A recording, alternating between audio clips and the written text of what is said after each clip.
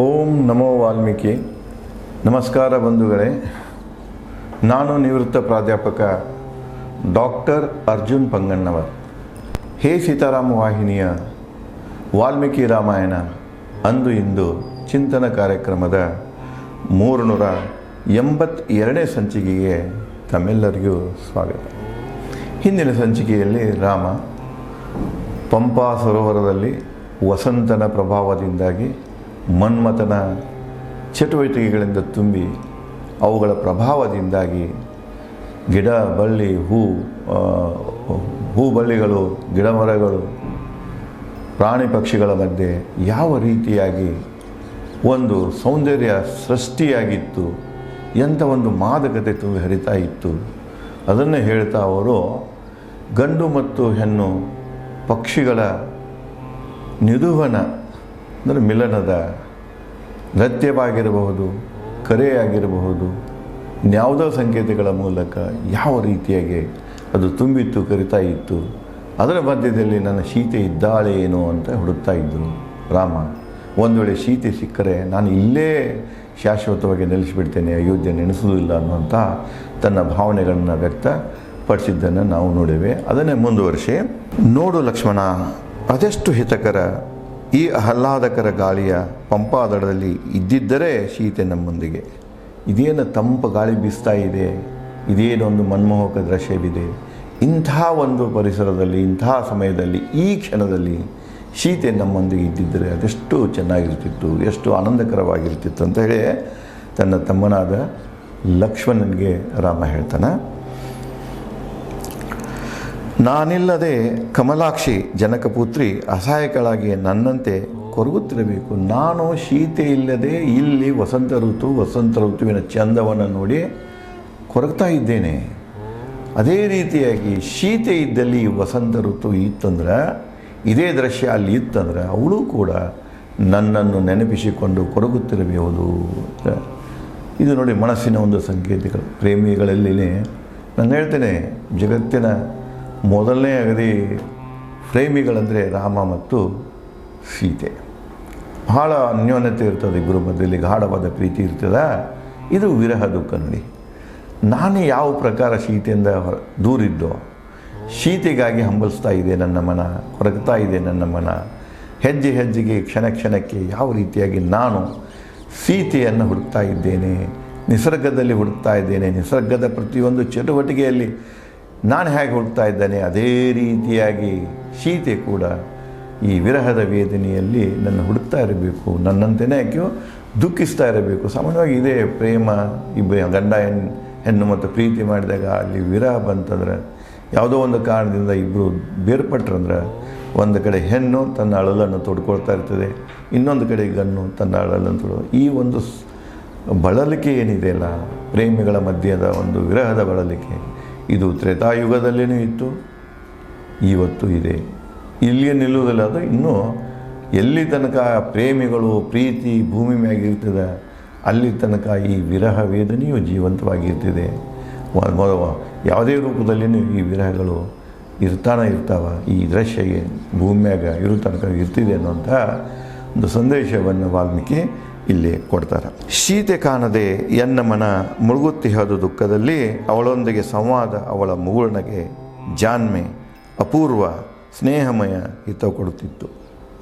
ಸೀತೆ ನನ್ನೊಂದಿಗಿದ್ದಾಗ ಆಕೆ ಜೊತೆಗೆ ಸಂವಾದನೆ ನಡೆಸ್ತಾ ಇದೆ, ಮಾತುಗಳನ್ನು ಮಾತಾಡ್ತಾ ಇದ್ದೆ, ಭಾಳ ಹಿತ ಕೊಡ್ತಿದ್ದು ನನಗೆ. ಸಾಮಾನ್ಯವಾಗಿ ನೋಡಿ, ಒಂದು ಎಲ್ಲ ರಾಮನಿಗೆ 27, 26, ಸೀತೆಗೆ 25 ವರ್ಷ, ಅಂದರೆ ನಿಮಗೆ 14 ವರ್ಷ ಮತ್ತು 17 ವರ್ಷಕ್ಕೇ ಅವರು ಹೊರ ಬಿದ್ದಿರ್ತಾರೆ. ಇವರು ಹೆಚ್ಚು ಕಡಿಮೆ 20ರಲ್ಲೇ ಇರ್ತಾರೆ. ಆವಾಗ ಅದು ಸಾಮಾನ್ಯವಾಗಿ ಯುವ ವಯಸ್ಸದು. ಸೊ ಯುವ ವಯಸ್ಸದಲ್ಲಿ ಪ್ರೇಮಿಗಳ ಮಧ್ಯದಲ್ಲಿ ಇಬ್ಬರು ಕೂಡ್ರಂದ್ರೆ ಎಷ್ಟು ಸಮಾಧಾನ. ಅವಳು ಏನು ಮಾತಾಡ್ತಾ ಇದ್ದಾಳೋ, ಇವನು ಏನು ಮಾತಾಡ್ತಿದ್ದಾಳೋ, ಜಗತ್ತಿನ ಪರವೇನೇ ಇರುವುದಿಲ್ಲ ಅವ್ರಿಗೆ. ಆ ರೀತಿ ಅದಕ್ಕೆ ನೆನೆಸ್ಕೊಳ್ತಾನೆ ನಾವು. ಸೀತೆ ನನ್ನ ಜೊತೆಗೆ ಇದ್ದಾಗ ಈ ರೀತಿಯಾಗಿ ಅವಳು ನನ್ನ ಜೊತೆಗೆ ಸಂವಾದ ಮಾಡ್ತಿದ್ದಳು, ಮುಗುಳ್ನಗೆ ಬೀರ್ತಿದ್ದಳು, ಜಾಣ್ಮೆಯಿಂದ ಮಾತಾಡ್ತಿದ್ರು. ಮುಗುಳ್ನಗೆ ಜಾಣ್ಮೆ ಅಪೂರ್ವ ಸ್ನೇಹಮಯ ಕೊಡ್ತಿತ್ತು. ನಮ್ಮ ಇಬ್ಬರದ ಮಧ್ಯದಲ್ಲಿ ಸ್ನೇಹ ಅಪೂರ್ವವಾಗಿತ್ತು. It was the unique love between me and the Sita ಅಂತ ರಾಮ ಹೇಳ್ತಾನೆ. ಅದಕ್ಕೆ ಓ ಲಕ್ಷ್ಮಣ, ಅಯೋಧ್ಯೆಗೆ ಮರಳಿದಾಗ ಸೀತೆ ಕುಶಲತೆ ಬಗ್ಗೆ ಏನು ಹೇಳಲಿ ತಾಯಿ ಕೌಶಲ್ಯ ಮತ್ತು ಪ್ರಲಾಪಕ್ಕೆ ಬರ್ತಾನೆ. ಇಷ್ಟೆಲ್ಲ ಆಯ್ತು ನೆನೆಸ್ಕೊಂಡೆ. 14 ವರ್ಷ ಮುಗಿದ ನಂತರ ನಾನು ಒಂದು ವೇಳೆ ಅಯೋಧ್ಯೆಗೆ ಹೋದಾಗ ಅವರು ಮೊದಲು ಕೇಳೋ ಪ್ರಶ್ನೆ ಯಾವುದಂದ್ರೆ, ನನ್ನ ತಾಯಿ ಕೌಶಲ್ಯ ಕೇಳೋ ಮೊದಲೇ ಪ್ರಶ್ನೆ ಯಾವುದಪ್ಪ ಅಂದರೆ ಸೀತೆ ಎಲ್ಲಿ. ಇಂಥ ಪ್ರಶ್ನೆಗಳಿಗೆ ಉತ್ತರ ಕೊಡಲಿಕ್ಕೆ ಸಾಧ್ಯ ಇಲ್ಲ ನನಗೆ. ಅದಕ್ಕೆ ಅವ್ನು ಹೇಳ್ತಿರ್ತಾನೆ, ನನಗೆ ಇನ್ನೇನು ಅಯೋಧ್ಯೆನೂ ಬೇಡ, ಯಾವುದು ಬೇಡ, ತಮ್ಮ ನೀನು ಹೋಗಿಬಿಡು, ನಾನು ಇಲ್ಲೇ ಸೀತೆಯನ್ನು ಹುಡುಕೊಂಡು ನನ್ನ ಉಳಿದ ಜೀವನವನ್ನು ತೆಗಿತಾನಂತ ರಾಮ ಪದೇ ಪದೇ ಲಕ್ಷ್ಮಣನಿಗೂ ಹೇಳ್ತಿರ್ತಾನೆ. ಲಕ್ಷ್ಮಣ, ಭೇಟಿಯಾಗು ನೀ ಭರತನಿಗೆ, ಸೀತೆ ಇಲ್ಲದೆ ನಾ ಅಯೋಧ್ಯೆಗೆ ಬರೋದಿಲ್ಲ. ನಾ ಅಂತೂ ಬರೋದಿಲ್ಲ ತಮ್ಮ, ಸೀತೆ ಸಿಗ್ತಾ ಇಲ್ಲ, ನೀ ಅಯೋಧ್ಯೆಗೆ ಹೋಗಿಬಿಡು, ಭರತನಿಗೆ ನಡೆದ ಸಂಘಟನೆ ಎಲ್ಲ ಹೇಳಿಬಿಡು, ಮತ್ತು ನಾನು ಬರುವುದಿಲ್ಲ, ಅವನಿಗೆ ರಾಜಭಾರವನ್ನು ಮುಂದುವರ್ಸ್ಕೊಂಡು ಹೋಗು, ಅಯೋಧ್ಯೆಯ ರಾಜಭಾರವನ್ನು ಮುಂದುವರ್ಸ್ಕೊಂಡು ಹೋಗು, ಭದ್ರತೆಯನ್ನು ಮುಂದುವರ್ಸ್ಕೊಂಡು ಹೋಗಂತ ಹೇಳಿ ರಾಮ ಲಕ್ಷ್ಮಣನಿಗೆ ಹೇಳ್ತಾನೆ. ರಾಮನ ವಿರಹ ವೇದನೆ ಮಾತು ಕೇಳಿ, ಇದೇನು ಹೇಳಿದಲ್ಲ ರಾಮ, ಇದೆಲ್ಲ ಒಂದು ವಿರಹ ವೇದನೆ. ಸೀತೆಯಿಂದ ಬೇರ್ಪಟ್ಟಿದ್ದರಿಂದ ರಾವಣನ ಕೃತ್ಯ ಯಾವುದು, ಸೀತಾಹರಣ ಕೃತ್ಯ. ರಾವಣ ಸೀತೆಯನ್ನು ಅಪಹರಿಸಿಕೊಂಡು ಹೋದದ್ದರಿಂದ ಇಲ್ಲಿ ರಾಮ ಮತ್ತು ಸೀತೆಯರು ಬೇರ್ಪಟ್ಟಿರ್ತಾರೆ.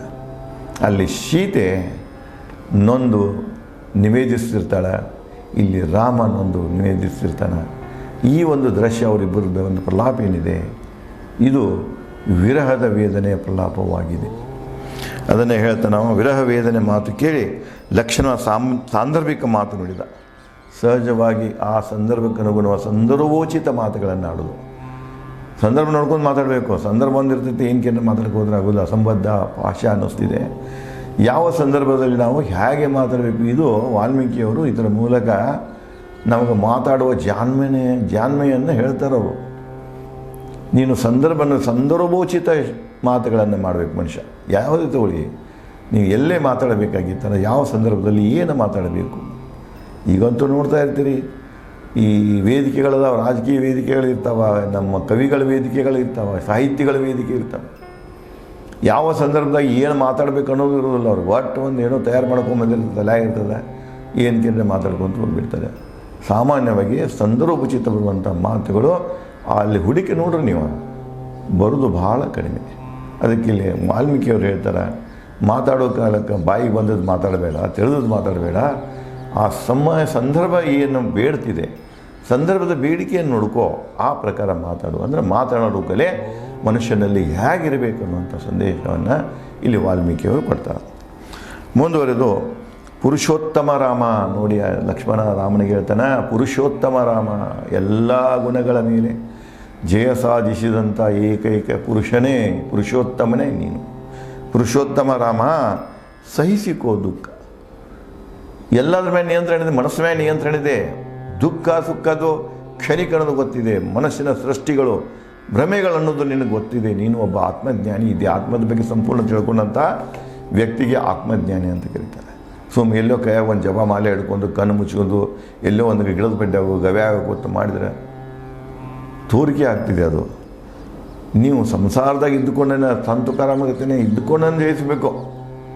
ಎಲ್ಲ ಸುಖ ದುಃಖಗಳ ಮಧ್ಯೆ ಇದ್ದುಕೊಂಡು ಅವು ಯಾವೋ ನನ್ನದಲ್ಲ ಅಂತ ಮನಸ್ಸಿನ ಮೇಲೆ ನಿಯಂತ್ರಣ ಯಾರು ಮಾಡ್ಕೊಂಡು ಹೋಗ್ತಾರೆ ಅವ್ರನ್ನೇ ನಿಜವಾದ ತ್ಯಾಗಿ, ಋಷಿ ಮತ್ತು ಸನ್ಯಾಸಿ. ಅದಕ್ಕಾಗಿ ನಾವೇನು ಜಪ ಮಾಡೋದು, ತಪ ಮಾಡೋದು, ನೀರಾಗಿ ಜಲ್ಲ ಅಲ್ಲಿ ಮಾಡೋದು, ಇಲ್ಲಿ ಮಾಡೋದು, 108 ಇವೇನು ಹೇಳ್ತಾರಲ್ಲ ಕಠೋರ ಪರೀಕ್ಷೆಗಳಿಗೆ, ಯಾವೂ ಅಲ್ಲ. ಇವ್ಯಾವ ಮನಸ್ಸಿನ ಮೇಲೆ ನಿಯಂತ್ರಣ ಹೇರಲಿಕ್ಕೆ ಸಾಧ್ಯನೇ ಇಲ್ಲ. ಅದಕ್ಕೆ ಇನ್ನು ಕೆಲವೊಂದು ಹೇಳ್ತಾರೆ, ರಜನೀಶ್ ಹೇಳ್ತಾನೆ, ಧ್ಯಾನ ಮಾಡಬೇಕಾದ್ರೆ ಯಾರಿಗೂ ನಾನು ಧ್ಯಾನಿ ಅಂತ ಇಲ್ಲ, ಯಾರಿಗೂ ಸಾಧ್ಯನೇ ಇಲ್ಲ ಮನಸ್ಸು ಮೇಲೆ ನಿಯಂತ್ರಣ ಮಾಡಬೇಕಾಗಿತ್ತ ಇಂಟಾಕ್ಸಿಕೇಟ್ ಮಾಡಬೇಕಂತ ಹೇಳ್ತಾನೆ ನಾವು. ಏನಂದರೆ ನಶೆಯಲ್ಲಿ ಕೂತಾಗ ಮಾತ್ರ ಮನಸ್ಸು ನಿಯಂತ್ರಣದಲ್ಲಿರುತ್ತೆ ಅಂತ ರಜನೀಶ್ ಕೂಡ ಅದನ್ನು ತಮ್ಮ ಟೀಚಿಂಗ್ಸ್ದಲ್ಲಿ ಹೇಳ್ತಾನೆ. ಯಾವೂ ಇಲ್ಲ, ಯಾವ ನಶೆನೂ ಬೇಡ, ಯಾವ ತೋರಿಕೆ ಬೇಡ ಇದು ಮನಸ್ಸಿನ ಮ್ಯಾಗ ನಿಯಂತ್ರಣ ಯಾರು ಹೊಂದುತ್ತಾರೆ ಅವರು ಇವೆಲ್ಲ ಸಂಸಾರದ ಬಂಧನದಿಂದ ಮುಕ್ತರಾಗ್ತಾರೆ. ಅವನೇ ನಿಜವಾದ ಮೋಕ್ಷ ಪಡೆದಂಥ ವ್ಯಕ್ತಿ ಅನ್ಸ್ಕೊಳ್ತಾನೆ, ಸನ್ಯಾಸಿ ಅನ್ಸ್ಕೊಳ್ತಾನೆ, ತ್ಯಾಗಿ ಅನ್ಸ್ಕೊಳ್ತಾನೆ. ಅದಕ್ಕಿಲ್ಲಿ ಲಕ್ಷ್ಮಣ ಕೂಡ ರಾಮನಿಗೆ ಹೇಳ್ತಾನೆ, ನೀನೊಬ್ಬ ಪುರುಷೋತ್ತಮ ಇದೆಯಾ, ಬದುಕಿನ ವಾಸ್ತವಿಕತೆ ನಿನಗೆ ಗೊತ್ತಿದೆ, ಅದಕ್ಕೆ ಯಾಕೆ ದುಃಖಿಸ್ತಾ ಇದೆಯಾ, ಸೀತೆ ವಿರಹದಲ್ಲಿ ಯಾಕೆ ನೀನು ನೊಂದುಕೊಳ್ತಾ ಇದ್ದೀಯಾ ಅಂತ. ಅರಿವು ನಿರ್ಮಲ ಆತ್ಮಕ್ಕೆ ಧಕ್ಕೆ ಬಾರಂತಿರು. ಅರಿವು ನೋಡಿ, ಫಿಲಾಸಫಿಕಲ್ ಸ್ಟೇಟ್ಮೆಂಟ್ ಇದು ವಾಲ್ಮೀಕಿಯವರು. ಅರಿವು ನಿರ್ಮಲ ಆತ್ಮಕ್ಕೆ, ಆತ್ಮ ಯಾವಾಗಲೂ ನಿರ್ಮಲ, ನಮ್ಮ ಅರಿವು ನಮ್ಮ ತಿಳುವಳಿಕೆ ನಮ್ಮ ನಿರ್ಮಲ ಆತ್ಮಕ್ಕೆ ಧಕ್ಕೆ ಉಂಟು ಮಾಡಬಾರ್ದು. ಅರಿವು ಹೆಂಗಿರಬೇಕಪ್ಪ ಅಂದ್ರೆ ನಮ್ಮ ನಿರ್ಮಲ ಆತ್ಮವನ್ನು ಯಥಾವತ್ತಾಗಿ ತೊಗೊಂಡು ಹೋಗಬೇಕು, ಕಲ್ಮಶಗೊಳಿಸಬಾರ್ದು, ಅದನ್ನು ಇದು ಮಾಡಬಾರ್ದು, ಕೆಣಕಬಾರ್ದು, ಅದನ್ನು ಡಿಸ್ಟರ್ಬ್ ಮಾಡಬಾರ್ದು. ಅರಿವು ಕೂಡ ನಿರ್ಮಲ ಆತ್ಮವನ್ನು ಏನು ಮಾಡಬೇಕು, ಡಿಸ್ಟರ್ಬ್ ಮಾಡ್ದಂಗೆ ತೊಗೊಂಡು ಹೋಗಬೇಕು. ಅರಿವು ಐತಪ್ಪ ಅಂಥೇಳಿ ನಮ್ಮ ಆತ್ಮವನ್ನು ನಾವು ವಂಚನೆ ಮಾಡ್ಕೊಳ್ಳುವಂಥ ಕೃತ್ಯಗಳನ್ನು ಮಾಡೋಕತ್ತೀವಿ ಅಂದರೆ ಸರಿ ಅನಿಸೋದಿಲ್ಲ. ಅದಕ್ಕೆ ಅರಿವು ಕೂಡ, ಅರಿವಿನ ಬಗ್ಗೆನೇ ಹೇಳ್ತಾರೆ, ಬಸವನವ್ರು ಹೇಳ್ತಾರೆ ಅರಿವೇ ಗುರು ಅಂತ ಹೇಳ್ತಾರೆ.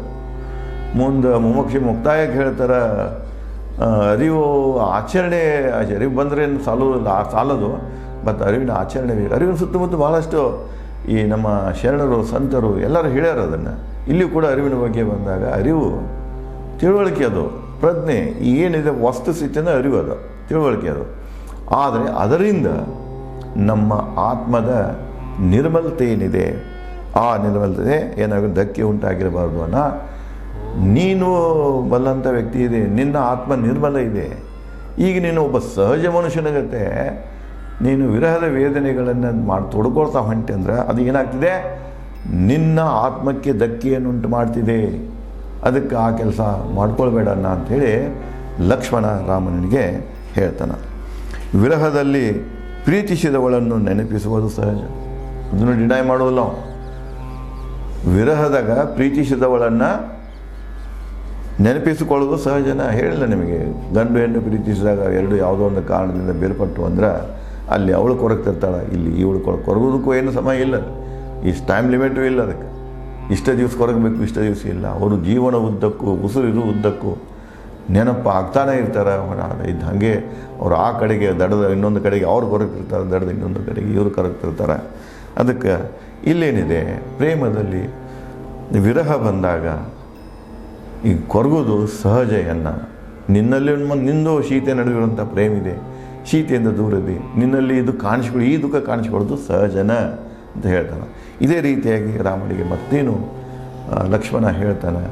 ಮತ್ತು ಮುಂದೆ ವಾಲ್ಮೀಕಿಯರು ಈ ಒಂದು ಸಂದರ್ಭದ ಮೂಲಕ, ಪ್ರಸಂಗದ ಮೂಲಕ, ಈ ಒಂದು ವರ್ಣನೆ ಮೂಲಕ ಜಗತ್ತಿಗೆ ಏನು ಸಂದೇಶ ಕೊಡ್ತಾರೆ ಅನ್ನೋದನ್ನು ನಾನು ತಮಗೆ ಮುಂದಿನ ಸಂಚಿಕೆಯಲ್ಲಿ ಹಂಚಿಕೊಳ್ಳುತ್ತೇನೆ. ಧನ್ಯವಾದಗಳು.